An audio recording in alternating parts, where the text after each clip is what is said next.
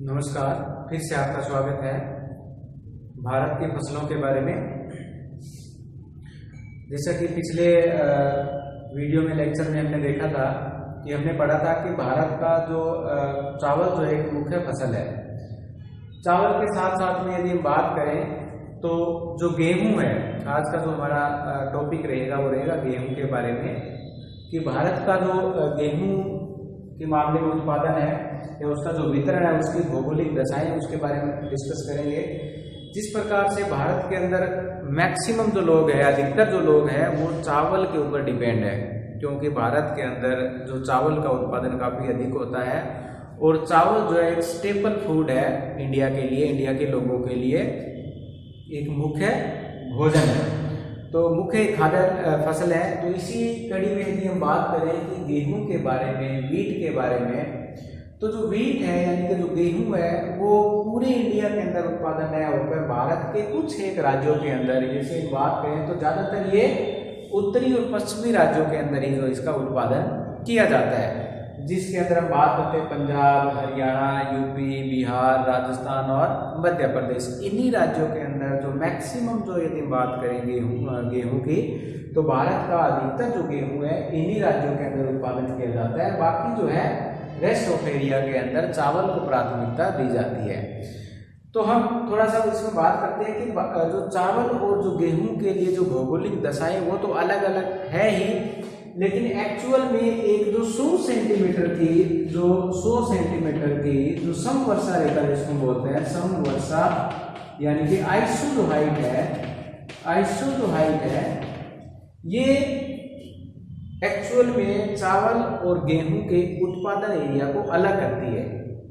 कहने का मतलब है कि जहां पर 100 सेंटीमीटर वार्षिक वर्षा होती है, उससे अधिक वर्षा वाले क्षेत्र के अंदर चावल को प्राथमिकता दी जाती है, और जहां पर 100 सेंटीमीटर से कम जो रेनफॉल होती है उन एरिया के अंदर जो है गेहूं को प्राथमिकता दी जाती है। तो इसका मतलब सिंपल सा है कि the 100 centimetre isohyet divide और separate the area producing rice and wheat. तो चावल और गेहूं के जो उत्पादन जो क्षेत्र है उनको अलग अलग कौन करता है, एक 100 सेंटीमीटर की समवर्षा रेखा है वो उसको अलग करती है। 100 सेंटीमीटर से अधिक जहाँ रेनफॉल होती है वहाँ पर चावल बोया जाता है, और जहाँ पर 100 सेंटीमीटर से कम रेनफॉल होती है वहाँ पर गेहूं को प्राथमिकता दी जाती है। तो चलिए हम बात करते हैं कि भारत के अंदर जो गेहूं के लिए जो भौगोलिक दशाएं हैं वो क्या है। यदि क्योंकि गेहूं भी एक मुख्य हमारी खाद्यान्न फसल है, इसके अंदर जो प्रोटीन है, कार्बोहाइड्रेट्स है, और इसके अंदर काफ़ी सारे विटामिन होते हैं, और ये भी एक चावल की तरह मुख्य फसल के रूप में या मुख्य भोजन के रूप में खाई जाती है। तो यदि हम उपज की दशाओं की बात करें तो ये एक टेम्परेट टाइप का प्लांट है, क्योंकि इसके लिए एक शीतोष्ण कटिबंध में बोई जाने वाली फसल है। इसके लिए हमें कम तापमान और कम वर्षा की जरूरत पड़ती है।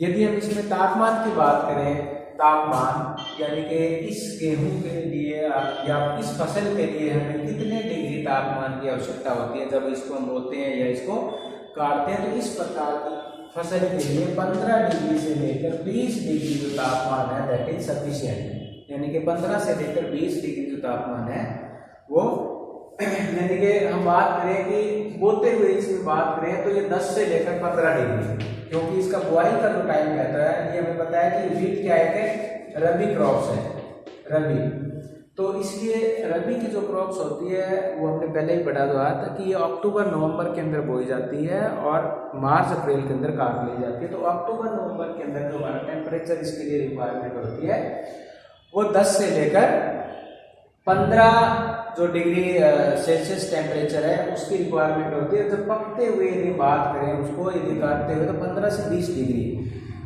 टेम्परेचर की रिक्वायरमेंट इसके लिए ज़रूरी है।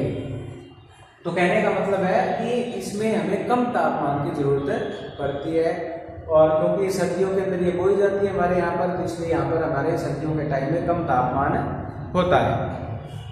तो ये तो तापमान की बात, टेम्परेचर की बात कि इसके लिए कितना डिग्री, यानी कि बोते हुए इसमें 10 से 15 डिग्री और काटते हुए इसको 15 से 20 डिग्री टेम्परेचर की रिक्वायरमेंट है।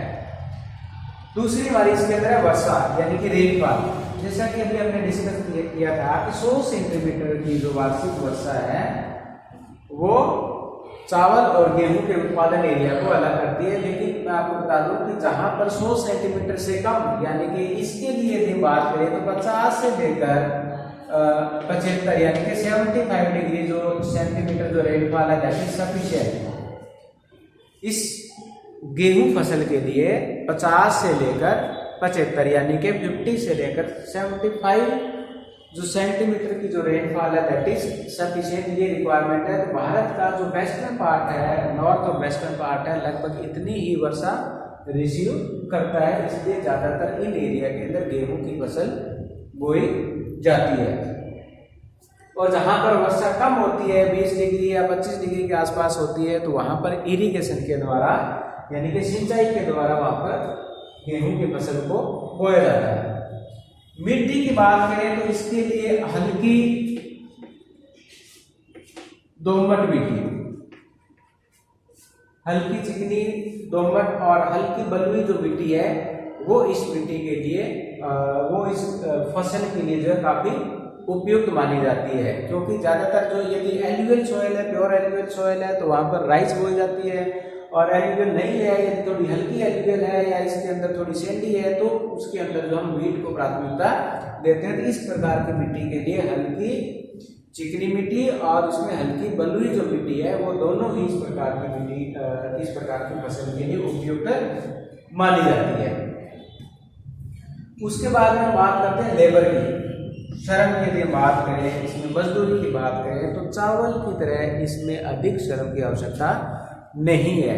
क्योंकि ज़्यादातर जो काम है गेहूं की फसल से रिलेटेड वो ज़्यादातर मशीनरी से किया जाता है। क्योंकि उसको हम क्या है, हम सोविंग से लेकर उसकी बिजाई से लेकर उसकी हार्वेस्टिंग तक सारा का सारा काम है, स्प्रेइंग है, इंसेक्टिसाइड देना है, पेस्टिसाइड देना है, ठीक है। आजकल सारा का सारा काम मशीनों से होने लगा है, तो इसलिए इसमें कम श्रम की आवश्यकता पड़ती है क्योंकि इसमें ज़्यादातर मशीनों का प्रयोग होने लगा है। हालांकि जहाँ पर मशीनें अवेलेबल नहीं है वहाँ पर अभी भी जो है ह्यूमन लेबर से या मैनुअल लेबर से फसल की बुआई, कटाई और निराई गुड़ाई सब कुछ उसी से किया जाता है। बट ज़्यादातर चाहे हम पंजाब एरिया की बात करें, हरियाणा की, यहाँ पर मैक्सिमम जो फार्मर है वो अपने लेबर के रूप में ज़्यादातर मशीनों का प्रयोग होने लगा है। जैसे इसकी कटाई का टाइम आता है तो मशीनों से जो रिपर होती है, रिफाइनिंग जो मशीन होती है उससे इसको काट दिया जाता है। फिर उसके बाद एक थ्रेसिंग मशीन होती है उससे उसको निकाल लिया जाता है।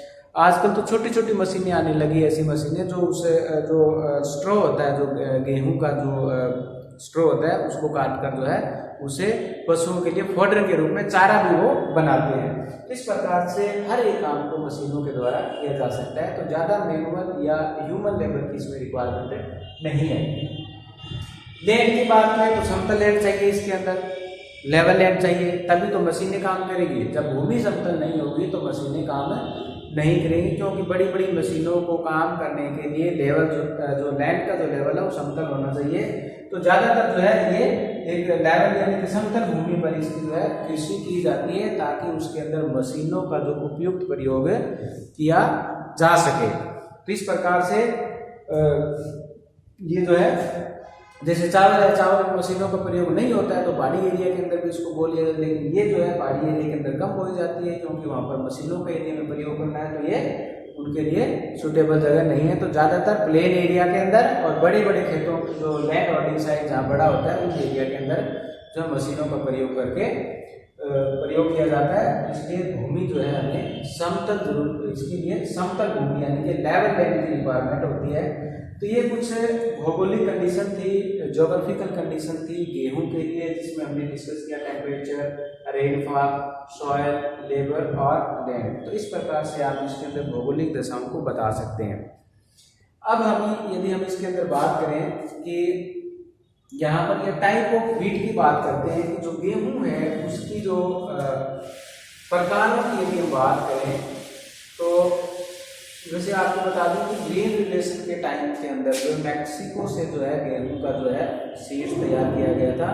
जो ग्रीन रिलेशन हुई थी उसके अंदर हमें पता है डॉक्टर ई जो नॉर्मल जो नॉर्मन बोरलॉग है उनको इसका जनक माना जाता है। 1965 के आसपास में इंडिया के अंदर ग्रीन रिवोल्यूशन आई थी। आने वाले टाइम में हम जो हमारा लेक्चर रहेगा, वीडियो रहेगा, वो ग्रीन रिवोल्यूशन पे ही होगा, तो उसमें हम डिस्कस करेंगे। तो यहाँ पर मैं आपको बता दूं कि वीट की जो टाइप्स की यदि बात करें, उसके प्रकार की बात करें, टाइप्स यानी कि प्रकार, तो इसको अलग अलग आधारों पे हम यदि बात करें, उसके कलर के आधार पर, उसके नेचर के आधार पर, तो इस प्रकार से हम उसको 3 कैटेगरी के अंदर बांट सकते हैं। तो टाइप्स की यदि बात करें तो इसके पहला है कलर के आधार पर, कलर, उसके बाद में इसके नेचर के आधार पर, प्रकृति के आधार पर, और सीजन के आधार पर। ठीक है, सीजन यानी कि ऋतु के अनुसार, नेचर यानी कि इसकी प्रकृति किस प्रकार की हो सकती है, और कलर यानी कि रंग के आधार पर बात करें तो जो गेहूं है उसको हम क्या है, लाल और सफ़ेद, जैसे कि आप लोगों ने देखा होगा कि इस एरिया के अंदर जितनी भी जो गेहूं बोई जाती है, आप नहीं देखना, उसमें 2 प्रकार की गेहूं मिलती है। एक तो उसमें लाल, जिसका रंग थोड़ा रेडिश होता है, और एक होती है वाइट। तो इसलिए रंग के आधार पर हम बात करते हैं, तो इसको हम क्या है, रेड और वाइट, रेड और वाइट। ठीक है, लाल और सफेद जिसको हम बोलते हैं। नेचर की बात करें तो इसके अंदर हम कह सकते हैं कि उसकी नेचर का मतलब वो सॉफ्ट है या हार्ड है, यानी कि वो कोमल मुलायम है या कठोर है। इस प्रकार से हम क्या है, इसको सॉफ्ट और हार्ड 2 कैटेगरी के अंदर इसको डिवाइड कर सकते हैं। कुछ जो वीट होती है वो सॉफ्ट होती है, कुछ हार्ड होती है, तो उसकी नेचर के अकॉर्डिंग। तीसरी हम बात करते हैं सीजन के अकॉर्डिंग, उसके तो मौसम के आधार पर या ऋतु के आधार पर बात करें तो ये ऑटम, और इसमें हमारी समर की इसमें बात कर सकते हैं। तो इसमें शीत और बसंत 2 प्रकार की इसके अंदर हो सकती है। एक हमारी विंटर हो सकती है इसके अंदर, ठीक है, विंटर, ठीक है, शीत जिसको हम बोलते हैं, एक हो सकती है हमारी स्प्रिंग यानी कि बसंत के आधार पर। ठीक है, बसंत, दूसरी बसंत। तो इस प्रकार से ये हमारी दो प्रकार की जो है वीट होती है। वैसे बहुत सारी इसकी वीट की जो वैरायटी है, बात करें तो हम लगभग 300 से अधिक जो गेहूं की किस्में हैं, लेकिन उसमें हम यदि मोटे तौर पर डिवाइड करें तो इसको रंग के आधार पर, नेचर के आधार पर और सीजन या मौसम के आधार पर वो शीत और बसंत की हो सकती है, वो सॉफ्ट और हार्ड हो सकती है, वो रेड और वाइट हो सकती है। तो अब हम बात करते हैं इसका जो है भारत के अंदर इसका प्रोडक्शन और उसका डिस्ट्रीब्यूशन।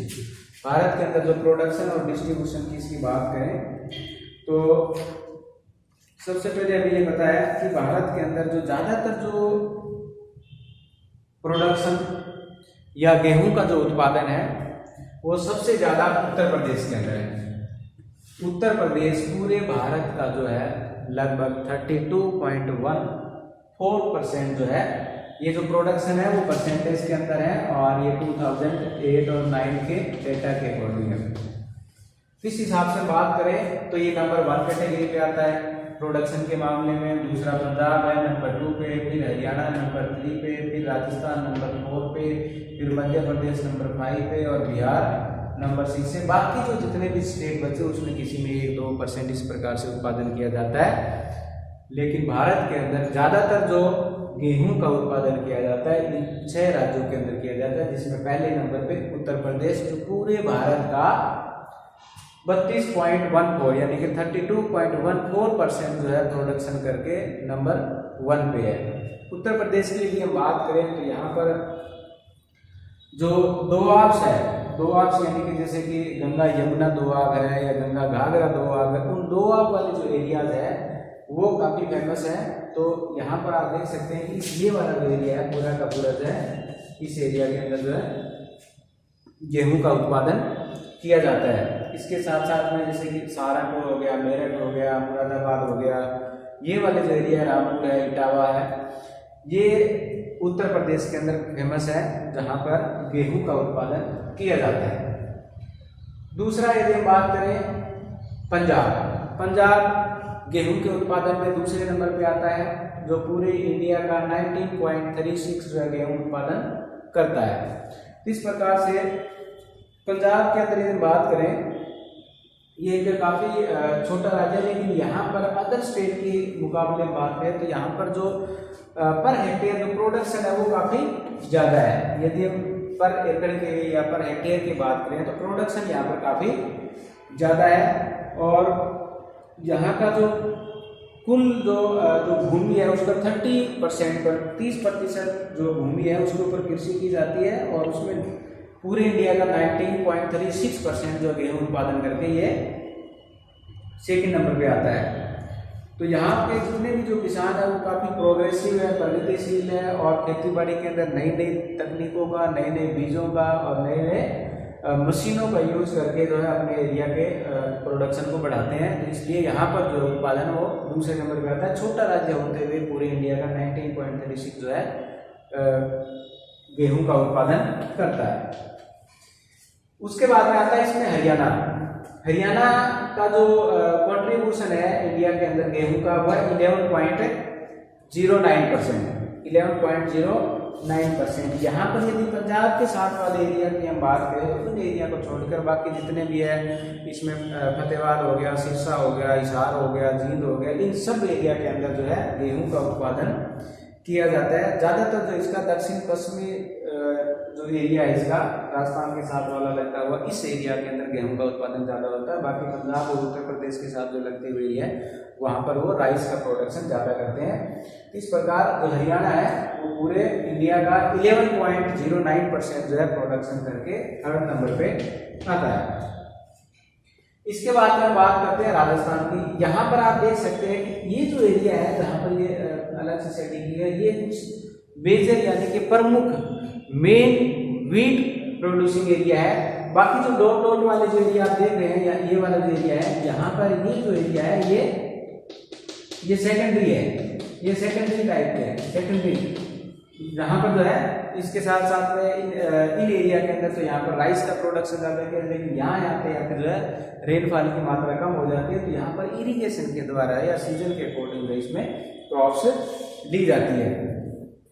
राजस्थान के अंदर हमें पता है कि रेनफॉल की मात्रा कम है, इसलिए ज़्यादातर जो है वो नहरों की सिंचाई के द्वारा जो है गेहूं का उत्पादन लिया जाता है। जो हमारी जो राजस्थान की जो नहर है, इंदिरा गांधी जो कैनाल है, उसके आसपास में जिसमें मानगढ़ है, गंगानगर है, ये वाले जो डिस्ट्रिक्ट है श्री गंगानगर है, मानगढ़ है, तो यहाँ पर इन डिस्ट्रिक्ट के अंदर जो है राइस का वीट का उत्पादन इसमें किया जाता है, गेहूँ का उत्पादन इसमें किया जाता है। ज़्यादातर जो राजस्थान के अंदर जो एग्रीकल्चर की जाती है वो इरिगेशन के द्वारा पॉसिबल है, क्योंकि सैंडी डेजर्ट है, रेनफॉल कम होती है, इसलिए सिंचाई के द्वारा है जो राजस्थान कैनाल है वो पूरे राजस्थान को जो है वाटर अवेलेबल करवाते हैं। उसकी वजह से ये 4-5 डिस्ट्रिक्ट के अंदर जो है गेहूं का जो प्रोडक्शन है काफ़ी बड़ा है। इसके बाद में बात करें तो मध्य प्रदेश पूरे इंडिया का 7.52% जो है गेहूं प्रोडक्शन करके 5th नंबर पे आता है। यहाँ पर भी जो है ज़्यादातर सिंचाई की सुविधा कम है, पहाड़ी एरिया है, ठीक है, रेनफॉल की मात्रा कम है, तो इसकी वजह से और यहाँ पर इन राज्यों के अंदर जो है ग्रीन रिलेशन का प्रभाव भी कम पड़ा है, ट्राइबल एरिया है, तो इसकी वजह से यहाँ पर गेहूं का उत्पादन काफ़ी कम है। और 5वें नंबर पर इसका आता है बिहार।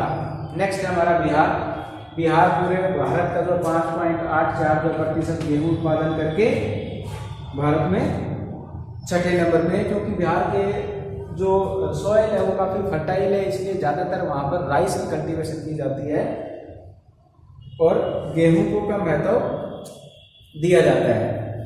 तो इस प्रकार से ये हमारे कुछ राज्य हैं जो भारत के अंदर जो गेहूं का उत्पादन करते हैं।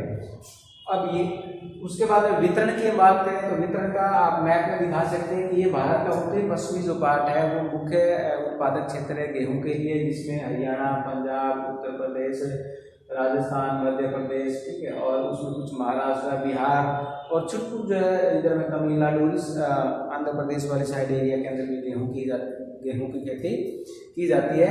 लेकिन ज़्यादातर जो हमारे मुख्य जो गेहूं के उत्पादन एरिया है वो हरियाणा, पंजाब, उत्तर प्रदेश, राजस्थान और मध्य प्रदेश, ये 5 राज्य हैं और बिहार को मिलाकर 6 राज्य हैं जिनमें गेहूं का ज़्यादा उत्पादन किया जाता है।